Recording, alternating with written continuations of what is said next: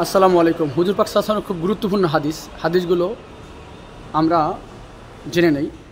এক, যে ব্যক্তি ফজরের নামাজ ছেড়ে দিবে তার চেহারা উজ্জ্বলতা নষ্ট হয়ে যাবে। 2, যে ব্যক্তি জোহরের নামাজ ছেড়ে দিবে তার রুজির বরকত কমে যাবে। 3, যে ব্যক্তি আসরের নামাজ ছেড়ে দিবে তার শারীরিক শক্তি কমে যাবে।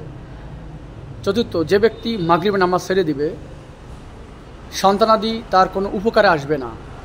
5, যে ব্যক্তি এশার নামাজ ছেড়ে দিবে তার নিদ্রায় পরিতৃপ্ত নষ্ট হয়ে যাবে, মানে ঘুমে সে যে শান্তি পাইত সেই শান্তি সে পাবে না।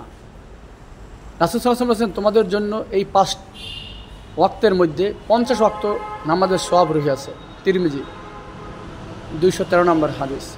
সুতরাং আমরা অবশ্যই 5 ওয়াক্ত নামাজ পড়ার চেষ্টা করি, জামাতের সাথে পড়ার চেষ্টা করি, এবং অপরকে নামাজ পড়ার জন্য আহ্বান করি।